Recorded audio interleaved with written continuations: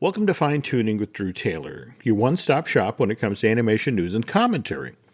I'm Drew's co-host, entertainment writer Jim Hill, and he and I are recording this show on Wednesday, March 11th, 2020. And this isn't necessarily something that one would celebrate, but 9 years ago today was when Disney's Mars Needs Moms was released to theater, Drew, and you saw that, right?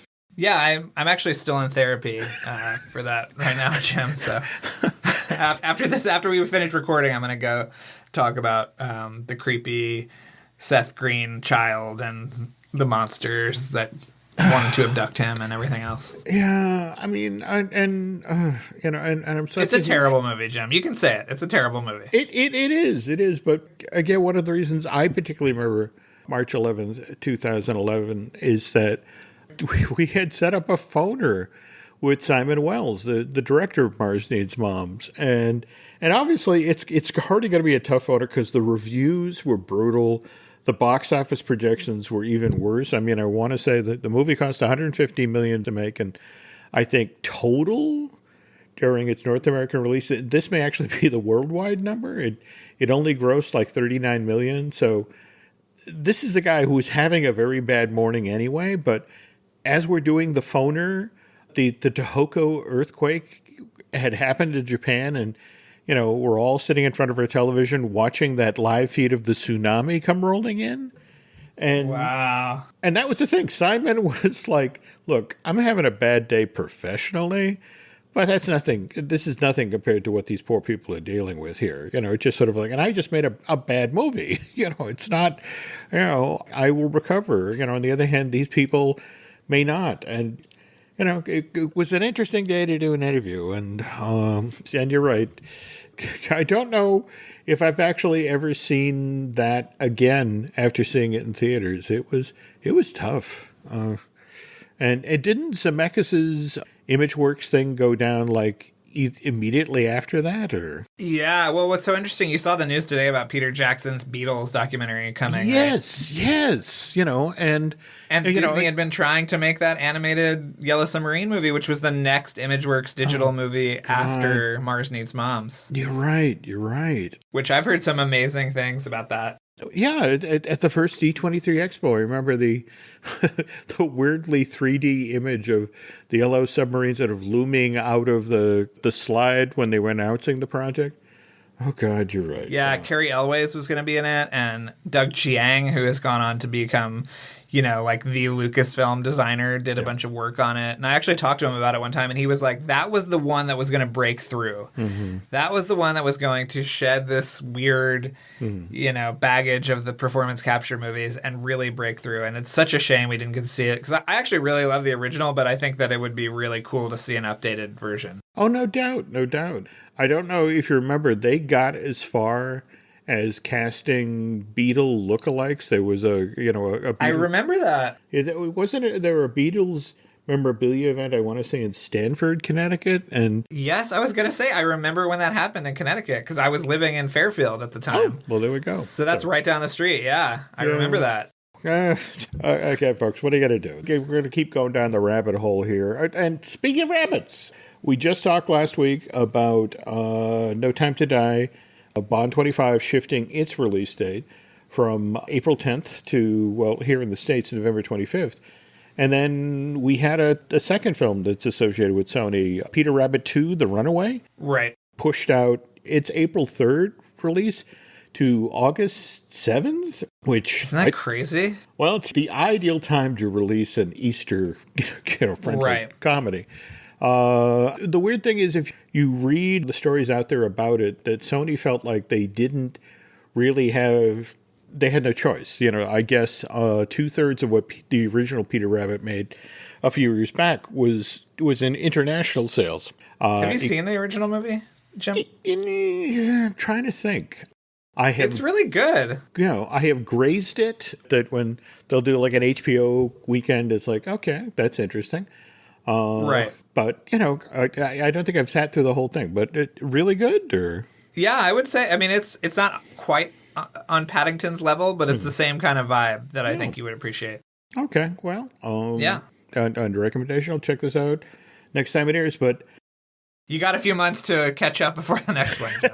that I do. But what's funny is that, there's like billboards and stuff all around LA. Mm-hmm. So I wonder, are they taking that stuff down? Are they just redoing it? Like, what is the protocol there? I do not know. And, the interesting thing, at least from my point of view, is that, okay, so here's Peter Rabbit. It blinks. It moves, from April 3rd to August 7th. And yet we still have Trolls World Tour, which, remember, you've said is really good. I did love it, yeah. Which moved up from April 17th to April 3rd, because who wouldn't love to have a family-friendly, eagerly anticipated sequel on, available on the Easter weekend? So, but they're not blinking yet. They're locked into that release date. So we are definitely entering interesting space. Yeah. In fact, there has been so much talk lately about, for example, basketball games where they're preventing people from coming out, that games playing in empty stadiums. And it almost shocked me today when I realized, oh, dang, today's the Disney shareholders meeting in Nashville, wasn't it? Or yeah, I mean, yeah, some very interesting responses during that conference today. Well, yeah, but at the same time, there was one response that honestly I think you and I could have written, weeks in advance, and Bob Iger once again get asked about Song of the South. Only, I guess what was a little different this time around is he was specifically asked about Song of the South showing up on Disney Plus. Right. And I guess the hope was that, when Dumbo went live on November 12th on Disney Plus, it included, historical purposes, disclaimer, that this reflects the age the film was made, that sort of thing. The tag is, this program is presented as originally created. It may contain outdated cultural depictions. So it's like, okay, so if Dumbo can go forward like that with the crow singing When I See an Elephant Fly, the thinking was, okay, so, we now have a glide path for Song of the South. And it's like, and that's the thing. Iger flat out continues to say, this particular movie is not appropriate for today's world and won't be re-released. But again, he's only there till 2021, and Bob Chapek coming out of Consumer Products, and particularly, I think you were talking about, how he worked on the Walt Disney Studios home entertainment side for all those years. Yeah. I mean, if anybody's going to know about the pent-out demand there is out there for Song of the South, it's Mr. Chapek. And I'm sure they've all tested the waters on whether or not this thing could ever be released. Mm-hmm. So, yeah, I'm very interested to what will become of that. Well, anyway, all right. Pivoting again from Disney Plus to future television projects. So, you just pointed out the AMC thing, Pantheon? Yeah, well, what I think is so interesting about this is that it's an hour-long animated drama, which I cannot remember any hour-long primetime animated series. Can you? Jeez, I know of holiday specials. I know of that sort of thing. Right. But wow, yeah, an actual hour-long, and this is a pretty sizable commitment. This is 2 8-episode seasons. Any word on who's going to be producing it, or? Yeah, it's by, I don't know if you ever saw the show Turn. I think it was subtitled Washington Spies. Mm-hmm. So that the guy that created that and executive produced that, Greg Silverstein, is doing this one. So I don't know if he has any experience with animation, but it's pretty interesting. Mm-hmm. I don't know. I'm really fascinated by the whole hour-long thing. It's based on a series of short stories by Ken Liu about uploaded intelligence or human consciousness uploaded to the cloud. We're getting into some heady territory here, Jim. Well, some real think pieces. You know what I mean? Okay. And conversely, over at Warner Brothers Animation, we also have another series coming, Wings of Fire. All right, Anna DuVernay. Yeah, you did it, Jim. There we go. Oh, 35th try, folks. Got the name right. Okay, she's... what was the Disney thing last year with Oprah and Mindy Kaling? Oh, Wrinkle in Time. Yes. Which Uh, again, it turned out not to be another Black Panther. Go figure. What? I never saw it, to be honest with you. Well, I sound like you, Jim, not watching the movie, but it was wonderfully designed. It really was. It had a great look and an amazing cast. It just, it was one of those things where it's just sort of like, it felt art directed within an inch of its life. If you could have put the same level of care into the script that you did with the art direction, would have been great. Okay, but that's based on the Sutherland series of books. There are 15 novels, 3 graphic novels, and 4 short stories. That they all tell a story of a warring land ruled by dragons. ooh, And each book tells it from the point of view of a different dragon. So, okay, I can... hashtag too many dragons. Hashtag no. I was thinking more to the effect of going to be interesting at Toy Fair in a couple of years, to go to the Warner's booth. All right, so while we're talking about animated series, just today, word about Mulligan drop. Yeah, it's what do you think about that? Well, I mean, again, it's Tina Fey. You got to love Tina Fey, but again, the premise is a little bleak, especially for something that's advertised as an animated comedy. It's like that after an alien attack destroys the Earth, what remains of humanity has the chance to start society from scratch. But can we get it right this time? And does anybody know how to farm? So That's good. Come on, Jim. That's pretty good. I mean, no, don't get me wrong. I get that there's comic material there, but again, think about the meeting. They're a post-apocalyptic new animated comedy. Wow. Again, the action figures are just flying off the shelf there. Listen, art imitates life, Jim. You know what I mean? Oh, please. We're staring down the barrel of that virus, so you got to be prepared. Okay. I guess what intrigues me is to have this announced right after the Connected trailer drop. Again, but in that case, we're being overrun by robots rather than attacked by aliens. What did you think of the Connected trailer? I loved it. I think we talked about it last time, but I wanted to bring up the fact that there's a different shot in the trailer than the one they released publicly a few weeks ago. Okay. Did you notice the differences? I did not. What should I be so looking for? it's the shot of the girl looking out over the city, and there's a different billboard to the left. In the one they released, it's a robot that says "The future is now," but in the one from the trailer, it says "Trek in, free Wi-Fi, color TV, continental breakfast." So I'm wondering what the significance is of that difference and how it will play out in the movie.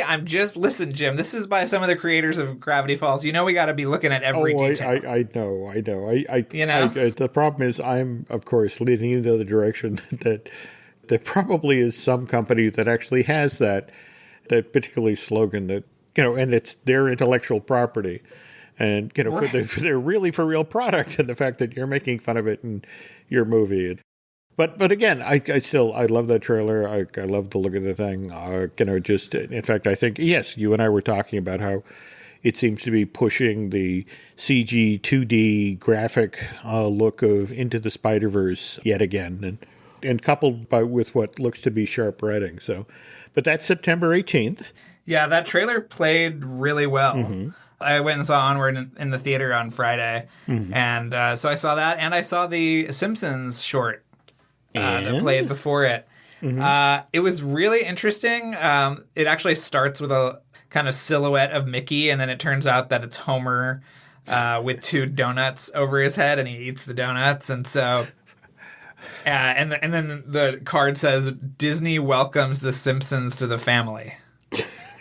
Which I thought was very interesting. And then the short is fine. It's, it's kind of like Maggie falls in love with another baby on the playground and yada, yada, yada. Mostly silent. So it kind of keeps in with the, the Pixar short film kind of MO. But at the end of the movie, what was interesting was the Gracie's Films logo, which is, a silhouette of an audience watching a movie screen. There's Mickey is in the audience as well. Oh, jeez. So Okay. And it's all happening, Jim. Well, which brings me to my next question. How many trailers? I mean, typically we get 8 up here. And more specific, we didn't see a Bob's Burgers trailer, did we? No. No Bob's Burgers trailer and the old Soul trailer, which I don't know if you saw the new poster today. No. For Soul. It's not great. It's not great. I will say that. Pixar posters aren't the best, but this one is pretty not good. But anyway. Okay. Well, again, I'm a huge fan of Bob's Burgers. I want to see this movie. And let's be honest, I do have, a way to sort of satiate myself till then, and that's Central Park, which is by the co-creator Bob's Burgers. Yeah. And now that's drops this May on, is that Amazon? It's Apple, I believe. Apple. Yeah. Okay. But the trailer just dropped, and that made me want to see this even more. I mean, look, last week we were talking about the Beauty and the Beast prequel, where we get even the story of how Gaston and LeFou met. 8 episodes? That's how many we're getting, supposedly? I mean, things are very in flux, I think, but yeah. Okay, all right. But on the other hand, Josh Gad is all over the Central Park trailer, and they advertise this. It's an all-new animated musical comedy series. Yeah. And just from the Central Park theme song, or the anthem for the show, how can you not automatically love a show that features this lyric? Where else can your son and daughter splash in dirty hot dog water? Jim, it's true. It's true. And I don't know, but the cast, I mean, Stanley Tucci as the diminutive New York real estate magnate who's trying to buy up Central Park, right? Who carries a dog around in a sort of a baby Bjorn.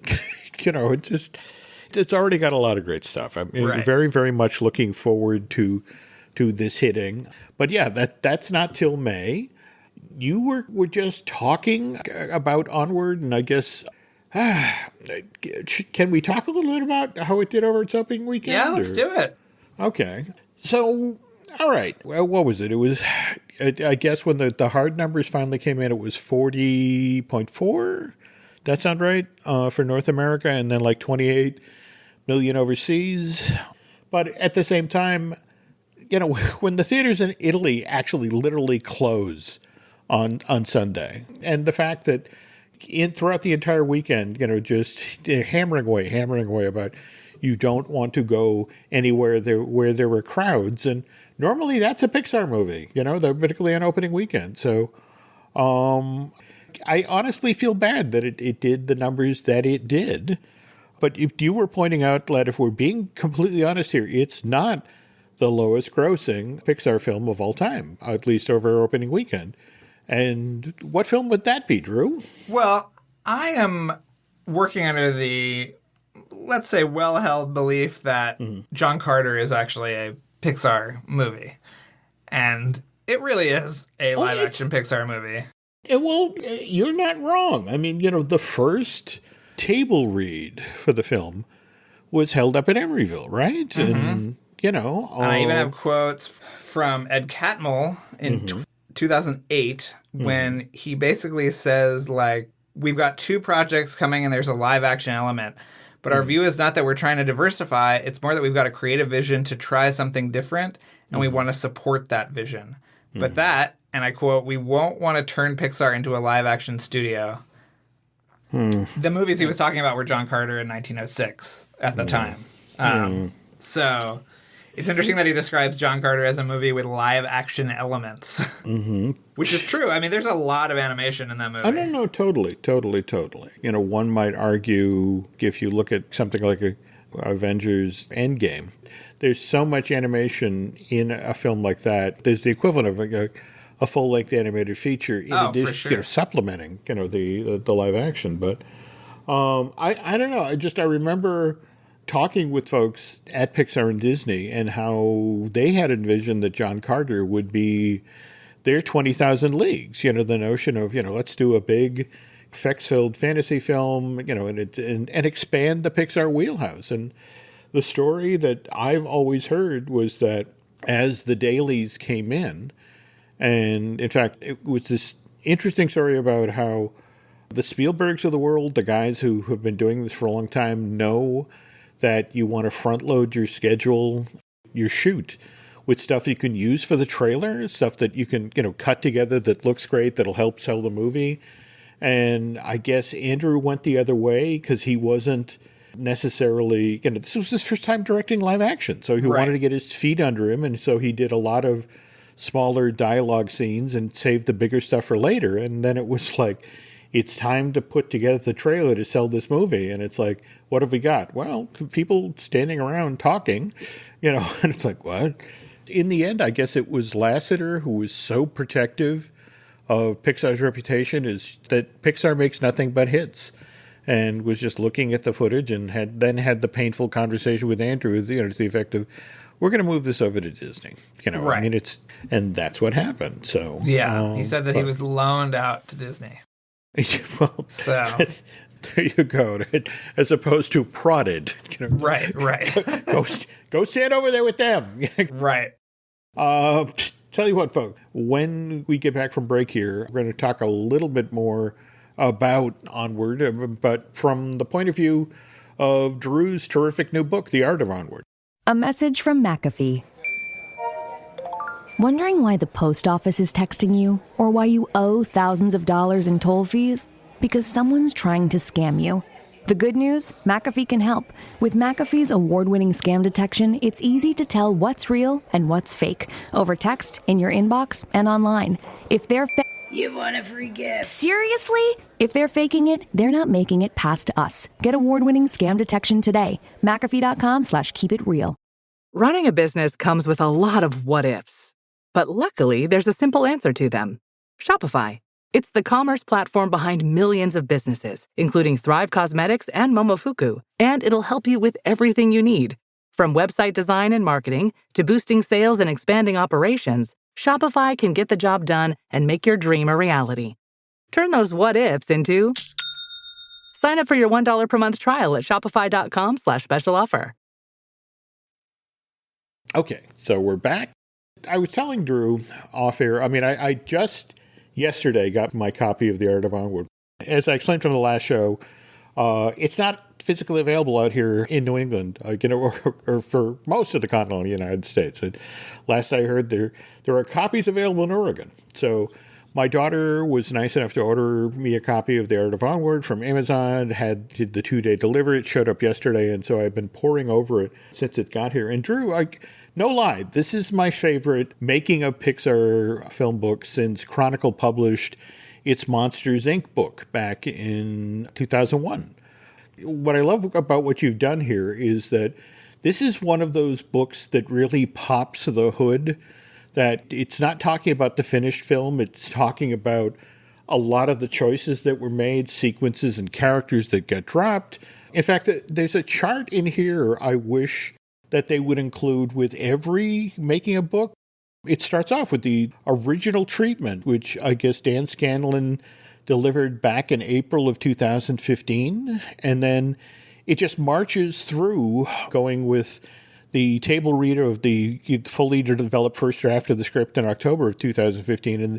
And then it marches through all of the work in progress screenings, which, do you remember? I think it was the Big Hero 6 long lead day. I remember that, yeah. Okay, where Paul Briggs told this great story about how tough work in progress screenings are, because you spend 3 months, 4 months boarding a film and you get it all up on reels, and then you go into a screening room and everyone watches the movie that you're going to try to make. And then afterwards there's this meeting where everybody picks the film you've been working on for 3 or 4 months apart. And he told, this wonderful analogy of, it's like you have 3 or 4 months to build a car. And then you go to this meeting where people effectively dismantle your car and spread it all over the driveway. It's like, well, we don't like the steering wheel and the wheels are too fat. And why did you pick this upholstery? And it's like, okay, try again. Right. And you have to keep rebuilding your car. And every 3 and 4 months, they come back and, they dismantle your car. And, sometimes they never actually let you put your car into manufacture. I mean, what was the newt? Was that the Pixar thing about the blue-footed newts? Or Yes. That never made it out of the gate? Never made it out. No. There are others, Jim, but but that was the only one that was announced and canceled. Yeah. Now, correct me if I'm wrong. Was it in 2017 at the D23 Expo, Dan finally stood on stage and they actually put up a slide to the effect of the unnamed Pixar film that's about suburban fantasy or something? Untitled Pixar film set in a suburban fantasy world. There you go. Yes. All right. You were there, right? So, yeah. But by then they had only done 3 work-in-progress screenings. There would be an additional 5 before, finally. In fact, I guess, when did you get invited to work on the book? When it was about that? This time last year. So wow. What was so interesting was that even, I went into my interviews with the creative principals that are throughout the book, and even they were like, it's changed since the version you saw yesterday. Jeez. Okay. And so this was always being worked on.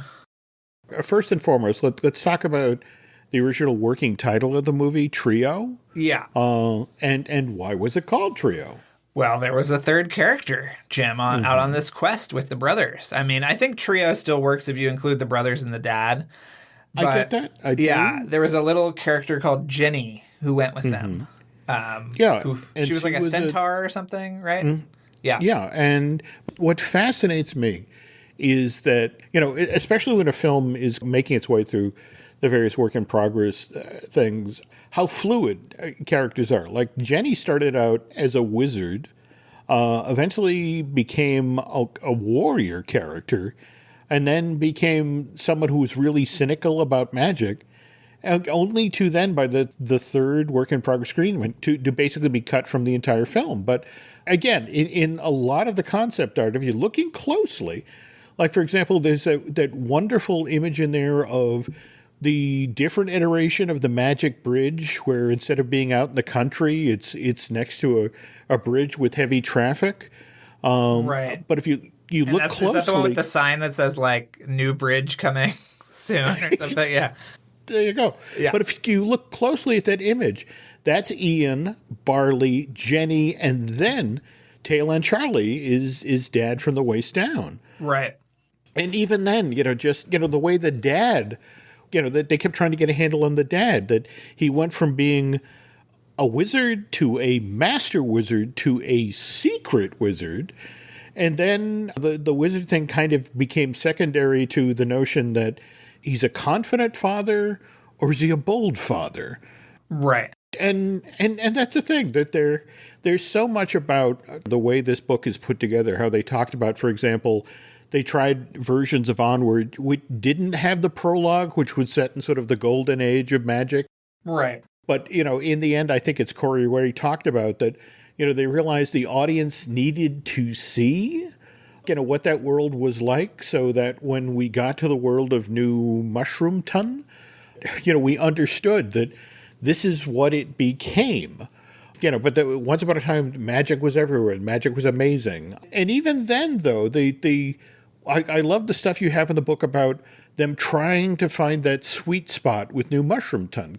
There had to be that line between fantasy and familiar. Yes, correct. And so if you had a mushroom, you had to put a satellite dish on it, or put a fence around it, or some. Everything that was magical had to be brought down to Earth in some way. And there were some interesting ideas that incorporated that philosophy that didn't make it in, that I know you were thrilled to see in the book. Oh yeah, I mean, and in fact, some of the stuff that fell off the table, it just sounds, I mean, at least conceptually so wonderful that, like, for example, the sirens. Mm-hmm. I understand why the sirens didn't make it, but there's some other stuff that I miss. But yeah, the sirens were like calling them into this abandoned building, trying to sell them timeshares, and then the building would sink into the swamp. The swamp of regret. Yes. Yeah. Okay. But then it was like, they talk about it in the book where it's like, wait, are they killing people? Like, what is their MO here? It was just a little too dark, but yeah. No, I get that. But at the same time, the way that, for example, the quest changed over the course of the film. I guess for the table read or, the original treatment, it's they had to get to Dragon Island where the Museum of Historical Fantasy was located. And then by the time we get to the table read, it's Ian and Barley are trying to get to a dragon's lair at the top of a mountain. But by the time we get to our first work in progress screenings, that's now changed to a phoenix lair at the top of the mountain, because instead of needing a phoenix gem, they wanted to get a phoenix feather. Does that sound right? Or yeah. Well, and the phoenix was like the bad guy. He had purposefully weeded out magic from the world. Well, yeah, which is very weird. He was he was like much into technology, right? Or yeah, and they couldn't quite figure out why he wanted technology to win. And I think the movie works better when it's simpler and it's just more about the emotion and the heart of the movie. No doubt. And in fact, that's what's fascinating when they began cutting and refining. I mean, for example, when they dropped Jenny, really, this is a story about the boys and their quest with the dad. But on the other hand, there's some wonderful, fun ideas that kind of went by the wayside. Like, for example, at the end, the monster, the way the curse works is that, well, first of all, I guess for a time they were toying with the idea of doing a really for real dragon, battle with a real dragon at the end of the movie.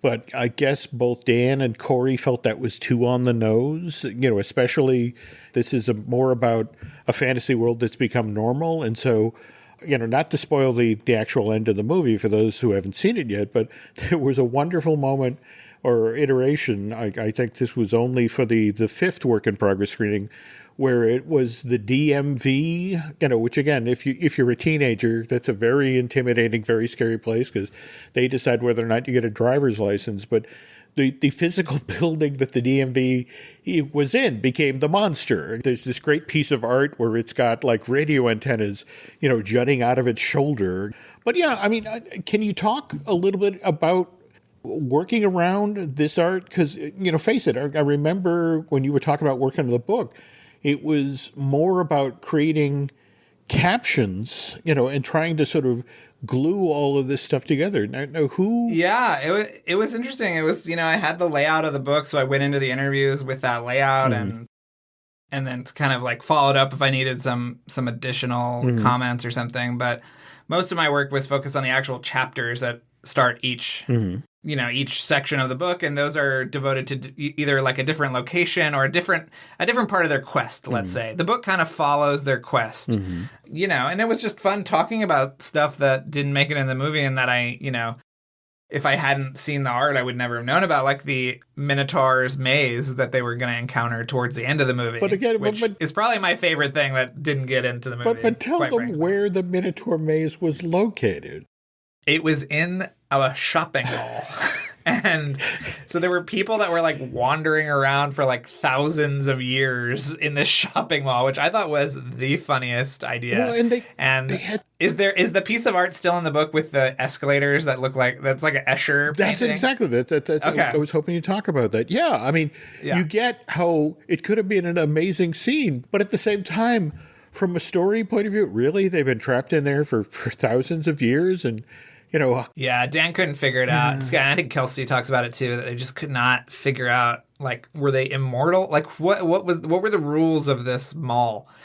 So many of the ideas are just so funny, but it's not enough to be funny in a Pixar movie. But again, it's just when you look at things like all of the different designs of the talking trees and how...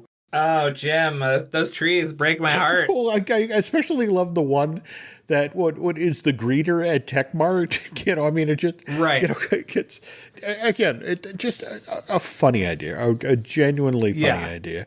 But they talk about like were they alive? Were they? It's like what are these trees? But that That image was the image they showed at D23 in 2017. I don't know if you remember that, but it was the tree in the parking lot. Yeah. And then there was the different take on the dad where rather than, literally he's just exists from the pants down, that there was the iteration where he started off as a pair of shoes and then was shoes and pants and then got torso and arms. And I think Corey's the one who talks about it. That gave, the story a certain narrative oof, but it took away a lot of the comedy. And yeah. But yeah, I love the nuts and bolts take on this book. I love, for example, how, you included the chunk about, face it, both Ian and Barley are blue-skinned. But, the problem is, again, we tend to think of, somebody with blue skin as cold or, ghoulish or that sort of thing. So they literally designed, subsurface scattering. So you got So you could tell there was blood underneath there. That's it exactly. Yeah. Yeah, that was a big thing we talked about. I talked about, with Sharon, too, who I interviewed for the book, who's the director of photography. And she has a lot of amazing things to say, too, just about how the land become, you can emphasize the fantasy more through lighting even and stuff like that. It's really, it's a fascinating process. And for me, knowing how the sausage was made doesn't make it any less enchanting, but actually adds to my enjoyment. Oh, no. And that's what so much of what I enjoy about Art of Onward. In fact, I love the throwaway about, the whole notion of, well, can we put an English two-door next to a fast food place? And somebody pointed out, have you been to L.A.? Yeah, that was really interesting that they were like, we have to, find this fantasy land, and then it was like, wait a minute, this is just LA. This is, there's a strip mall on every corner. There's, the vines growing out of, the earth, and the colors are the same. And it's really interesting. No, absolutely. And at the same time, I love that you revealed that Blazy is actually Dan's tribute to his bug-eyed dog, Carol. Yeah. I follow Carol on Twitter, Jim. I think you should too. I mean, she's no Nova, but, well, very cute. There you go. What I love about this book is that the way you clearly lay out all of the different choices and all of the different things that were tried, the fact that they talk about how the end of the film, and again, not going to ruin it for folks who haven't seen it yet, that was there from the very first work in progress screening in October 2016. And that never changed, because it was so powerful. It obviously worked, Yeah, I mean, since then, they've told me that was the reason that they think the movie was greenlit in the first place. Was that ending was so good. And even if they kind of wavered in development, it was so good, and they knew they were going to hit that moment so hard that they said, go for it. Keep going. We got, I mean, they were all going towards that ending. It's really fascinating that was like, the kind of stake in the ground that the rest of the movie kind of was built up around. So, yeah. It's always interesting because they had their dismount. They knew how they were going to end it. But it was then, again, getting that balance between comedy and drama and actually earning that ending. And, the choices they had to make, like, how, for example, Laurel, there's whole iterations of this movie where she's trying to stop her boys from going on this quest. And then they realized she's a mom. She would want her sons to know their dad. She would want to help them. And in fact, once they locked on that story point, Laurel finally worked as a character.